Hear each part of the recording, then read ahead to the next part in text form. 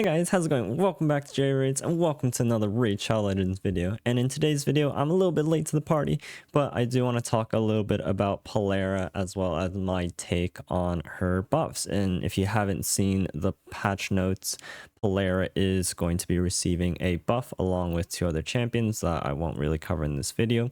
But think of this as more so just a continuation of the Faction Wars Hard series, and really how I think that the buff to Polara is going to make her very, very powerful. And in my opinion, she is going to be arena meta, and that's going to be my potentially hot take. I don't know. I think there's mixed reviews on the sort of initial impressions of the Polara buff across some of the content creators and people I've spoken with. But me personally, I think that she is going to be much better than sort of initial impressions, or at least just the average of initial impressions. So I want to take my time to talk through her buff in this video, explain why I think she's going to be very, very powerful, what specific buffs made her good, and do a little bit of theory craft in terms of where and what I see Polara being very good at. So at least let's start with the buffs. So this is just being pulled up from the patch notes. But her Form 1 has a few main buffs. I think across the board, her damage multipliers have changed. Now, I think this generally means a good thing. It's a little bit hard to say, given that she is getting a lot more ignore defense throughout her kit. So hopefully it's not that they're scaling back her damage multipliers because she ignores more defense. What I actually think is going on is, actually, let me just go back in game real quick. But Polara's damage multipliers goes off both her defense and attack. And if I remember correctly, when it's something like this, like defense first, attack second, that's a little bit more indicative of which one has a better multiplier.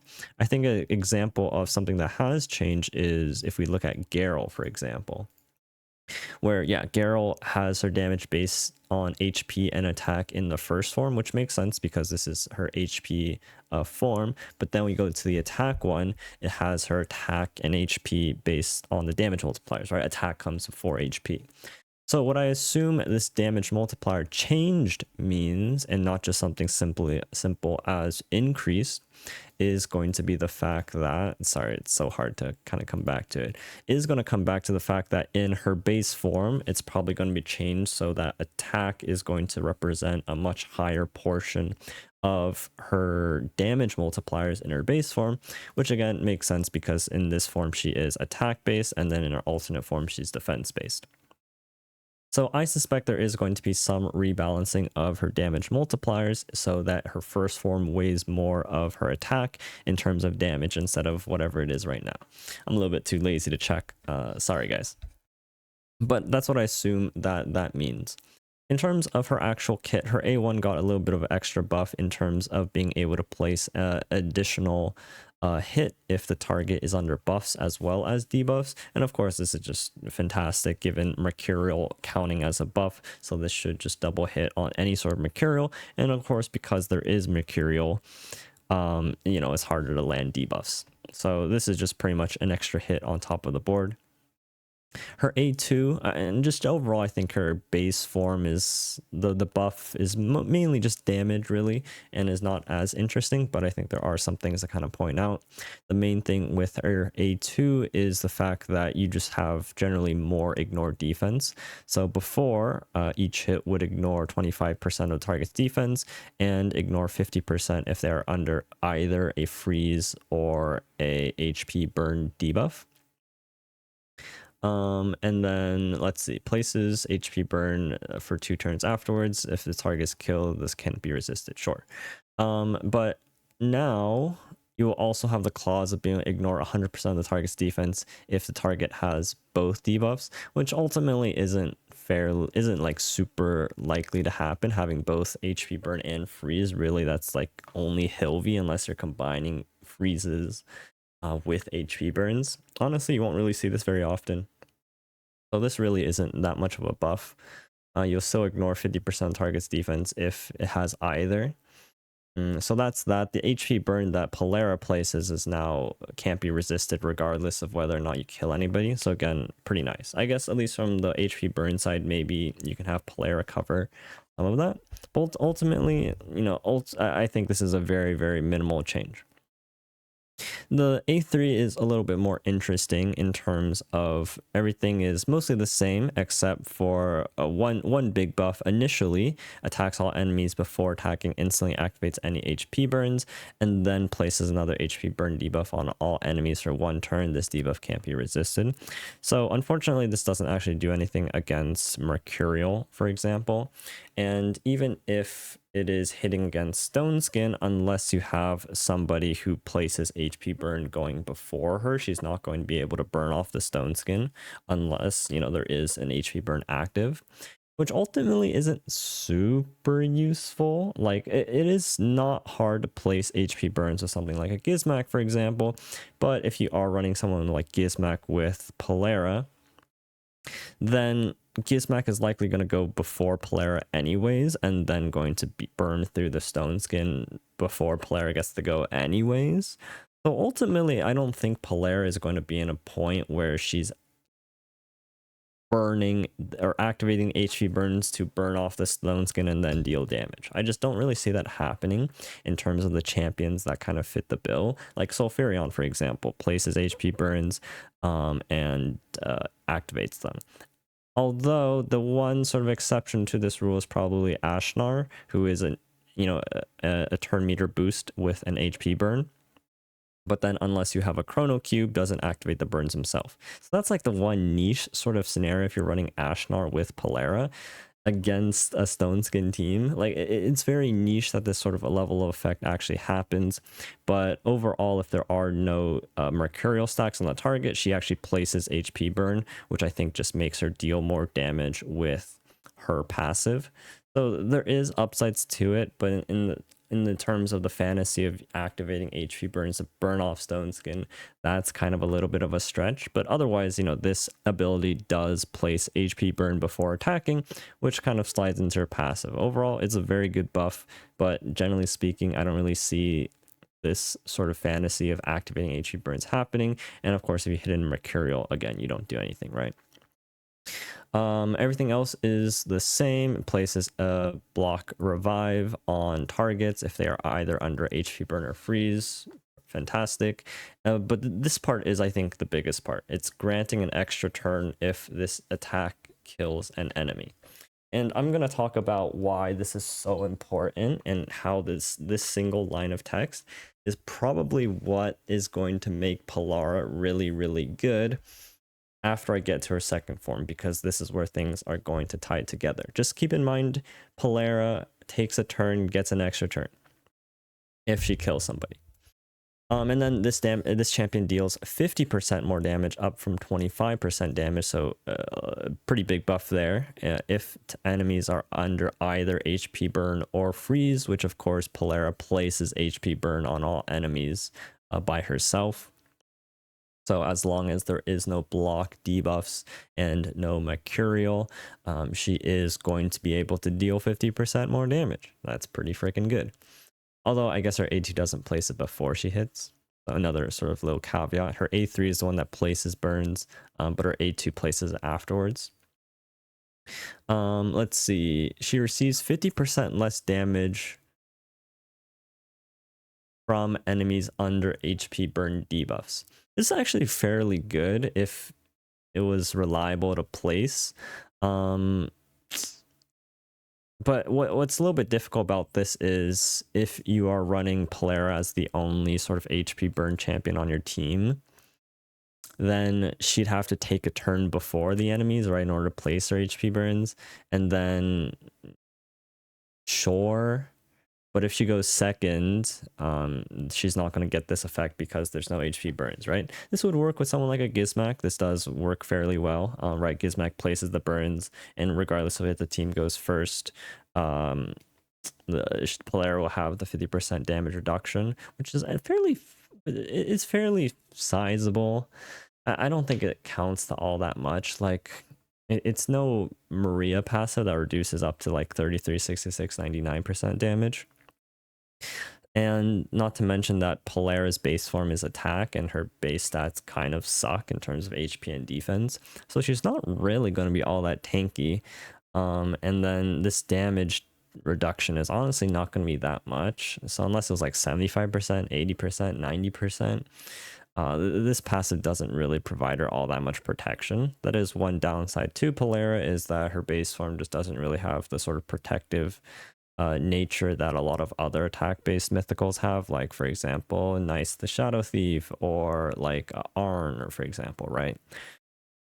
But this champion deals 100% more damage against enemies with both under both debuffs. Sure, ignores freeze debuff. Sure, but then this second part is also, this last part is also really big. This champion is immune to both freeze and HP debuffs, which is pretty huge.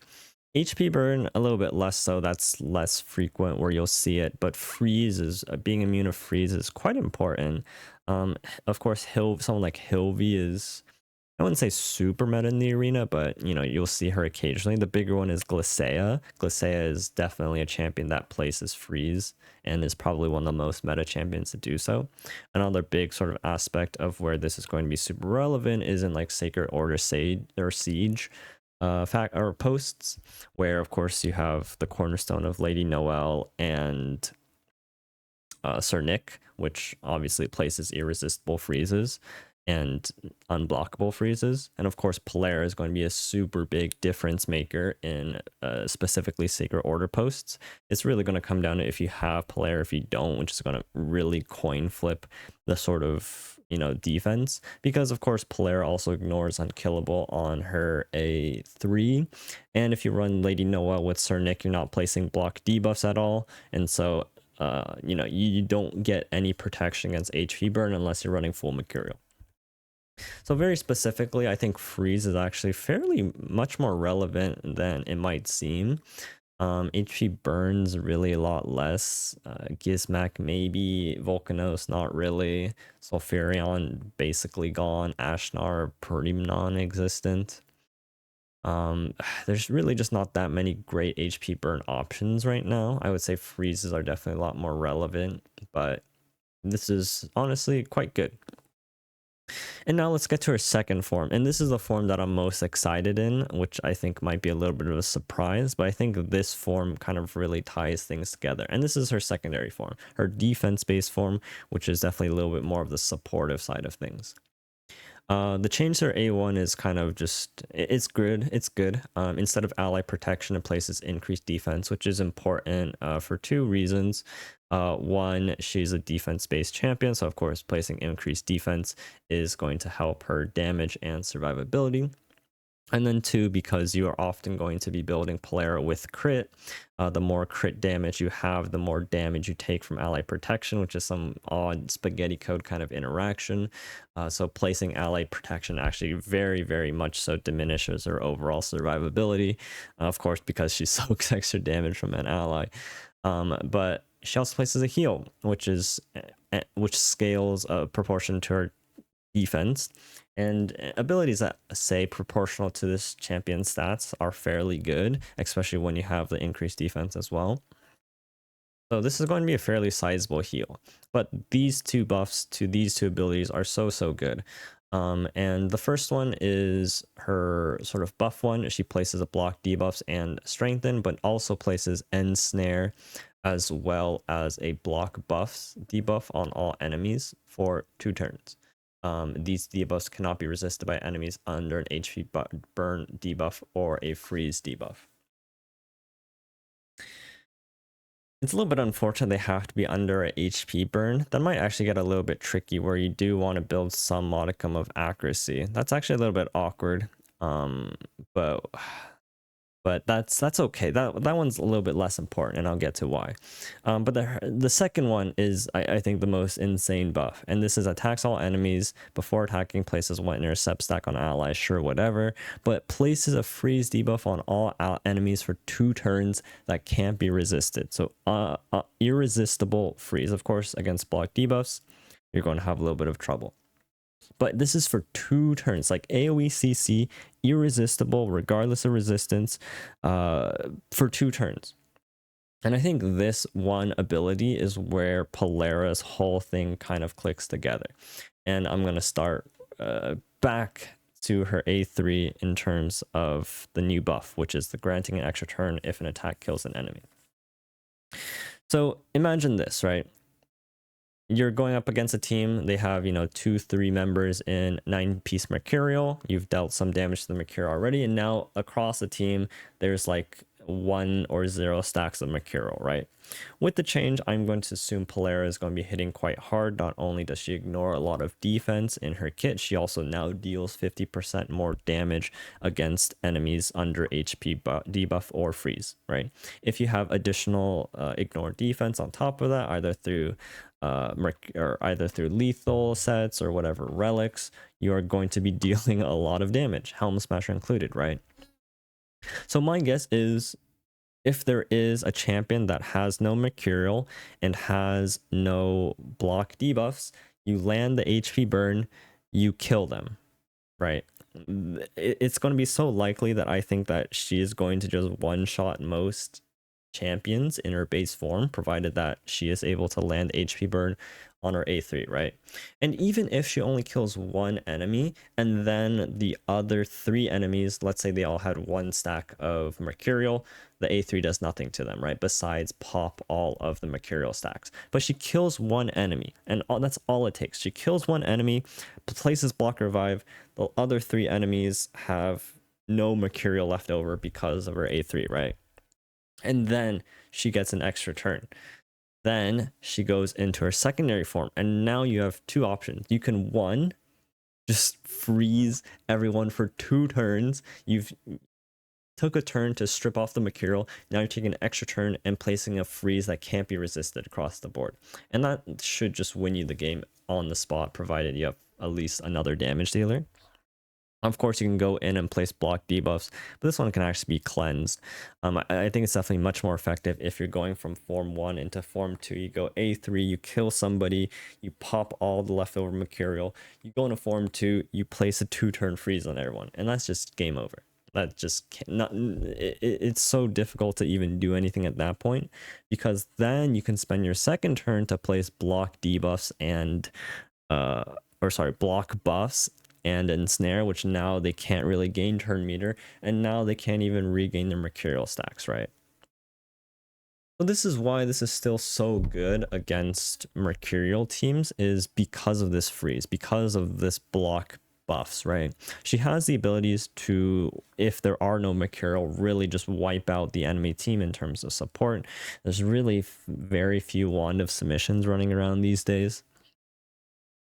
Just because of Mercurial being able to stop a lot of CC being thrown back. And so Wand of Submission has lost a lot of value. If you're throwing out an irresistible debuff, for the most part, it's going to land unless there is a Mercurial. And I think this 1-2 combo is just going to shut down everybody. You do have to make sure that you have a team that is able to pop Mercurial stacks. And even if somebody cuts in front of Polara, as long as she is able to kill one enemy and gain an extra turn, she's going to completely shut out the enemy team. Of course, if you just simply gain an extra turn and then go into her A2 and just kill somebody, that's totally fine as well. But you could also just chain off A1s as well, because she is able to gain an extra turn off of that as well. But yeah, I think the synergy between this extra turn is so valuable. And of course, in her passive for her second form is also a super interesting kit. If you guys haven't seen Polara in action, I wouldn't judge because of how few people actually have Polara, but she does something really interesting, is that she revives everyone once per round, including herself and every ally at least once, right? That is her passive. So as a nuker, she has a revive, so she can revive every member on your team once a round. When she revives somebody, she places a freeze debuff on them, which can't be blocked or resisted. Sorry, that's the last part that got a little bit cut off, but that's pretty much what happens. But now, not only do allies receive 90% less damage while they are frozen, so basically they're very tanky while they're frozen. Where's the part that's important? Whenever this champion is attacked, place an HP debuff on the attack for 2 turns. This debuff cannot be resisted, sure. But this part removes any freeze debuff from each ally before the start of their turn. This is so good, because she revives them with freeze, and then once they take their turn, they can actually take their action instead of getting it used up by the freeze, which was what was happening pre-buff.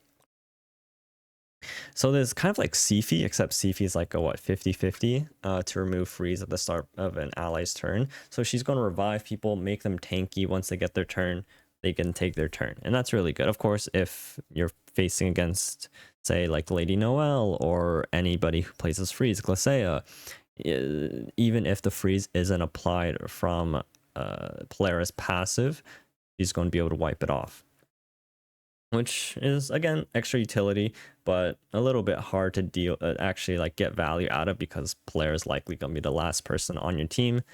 And well, situational, but it can be really good, right? So that's that. Like her ability to chain this one single extra turn into a 2-turn crowd control is, I think, what completely breaks Polara's kit and makes her really, really strong. Of course, even if she's locked out, she can still flip into her secondary form.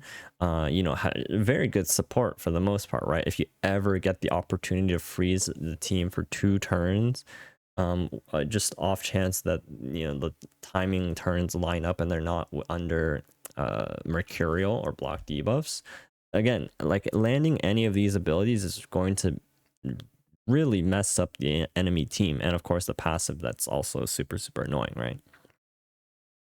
But that's really the overview of her kit, and what sort of changes that I think just make her, is going to make her really, really good. And I think there's a few options to really building her. Of course, just the classic 9-piece Mercurial is just a very good option, just given the fact that her kit already has built-in ignore defense and increased damage. It's unlikely that you actually need something like lethal if you don't want it. I think another potential very, very interesting build is something like Relentless.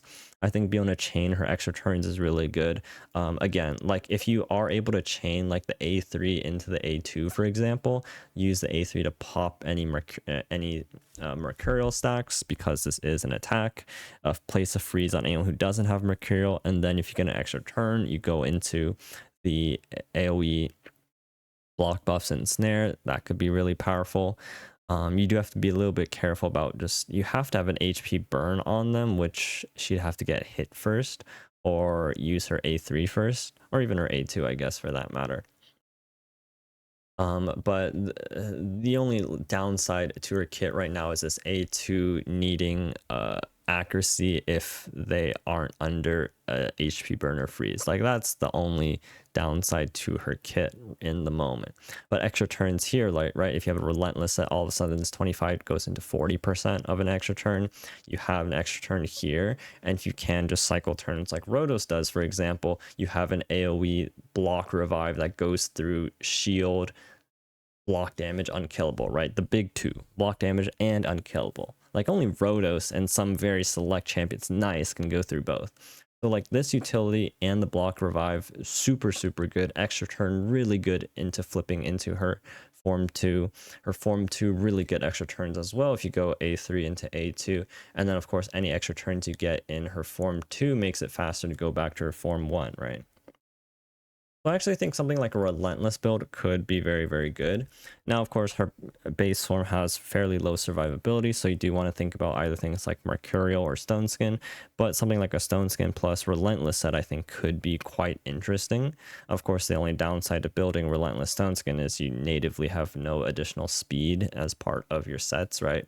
Because Relentless just doesn't give any stats, and Stone Skin doesn't give any speed. So the downside to building this sort of set over 9-piece Mercurial is going to be the 30% speed that you get from the set bonus, which is absurd.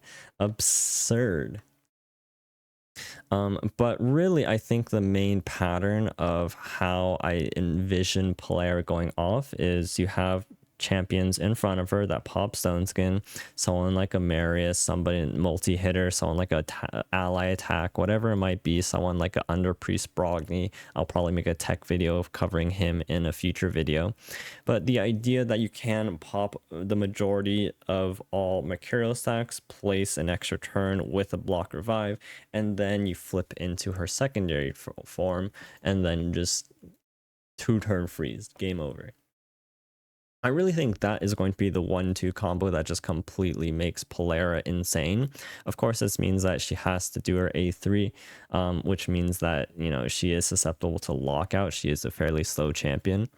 That is one caveat. You do want to have some modicum of speed in order to ensure that you get this off. But even against lockout champions, as long as Polara gets a turn, her form 2 is actually very, very good. You just have to cycle back fast enough into her form 1 to actually, you know, do damage. So you will have to pair her with another damage dealer at least. But if you are able to go if you are able to take a turn in her A3 without any locked out skills, I think she's just going to steamroll. Like, that's the condition to make Polara good. And even if you just want to like A1 like 3 times to just chain extra turns, like this is the level of Rhodos. Like, this A1 is the a Rhodos level of gaining extra turn, right? Oh no, Rhodos is 40%, or is it? No, yeah, Rhodos is 25%, 40% with 9-piece Merciless, right? So that's that. Of course, you can add on things like Purge Shadow if you really want to lean into the extra turns. That could be quite interesting. Of course, you can do any sort of damage relic. But I do think there are some interesting options. I don't think you need to tune into a damage dealing relic like a Cat's Gaze or whatnot. This is going to depend on a little bit on our multipliers of how hard she hits. But if she hits really hard naturally and you don't need to put on a damage relic, man, is that going to open up some doors. It could be Purge Shadows. Like, imagine Purge Shadow plus Relentless. Holy, you get a 55% chance of an extra turn on her A1. Like, oh my god. Now we're just flipping coins and then she can just chain off and block revive. Like, that could be really strong. Things that give her an extra turn, like Soulmark Crystal. Like, if she's your slowest character and all of a sudden Soulmark Crystal just pops her up to the front, could be really strong. What are some options that outside of just damage dealing relics that could be fine? I think Soulmark Crystal is a very interesting option. I think Perch Shadow could be quite relevant. Anything like Skull of Treason, I don't really think that her burns are going to be all that good. Obviously any relic that's just strong is going to be good. Like, Soulmark Crystal seems interesting. Like, all of a sudden she's slow, takes an instant turn, gets to do her A3 into her second form. But this might ruin things if you are pairing her with another champion that needs to like take a turn first in order to knock off the Mercurial stacks. So it is a little bit interesting, or a little bit tricky in that regard. Otherwise, let's see. I don't really own any of the like super cool relics, but I think there is some really good flexibility in terms of her kit. So I'm super excited for the buffs to come out. Like, that's neat, little needless to say. I think the one downside to Polara overall, and that's just more so the design of her as how she is being given into the game, is that there's no free, quote unquote, free / guaranteed way of getting her soul. Like, that's the biggest part that's gonna set her aside. Like, you know, you can get the soul for Anaxia through Grim Forest. You can get the soul for Carnage through Curse City. Right now, you can't get a Polara soul outside of just opening shards. Not shards, sorry, but soul stones. And that's gonna really suck, because Polara, it'd be really nice to get at least a 3-star soul, given that she scales off of both defense and attack. Like, a 3-star soul is gonna be so important, especially if you're using Stone Skin, because you do want a Lightning Cage Blessing as well.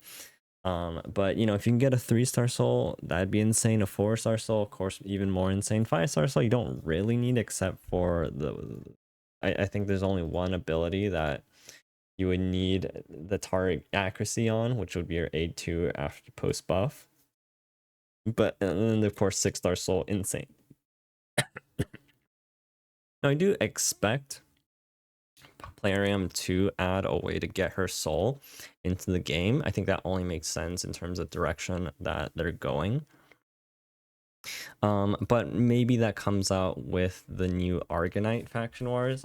I really doubt that's going to come anytime soon though, but I suspect when they do add more rewards to faction wars, often an extension to the Argonite faction wars, I suspect that they will add a way to get Polaris soul into the game as well.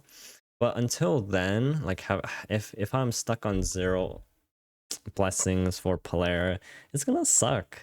Honestly, that's just the truth of using champions nowadays, and one of the reasons why I am going for the 5-star soul here for Talena.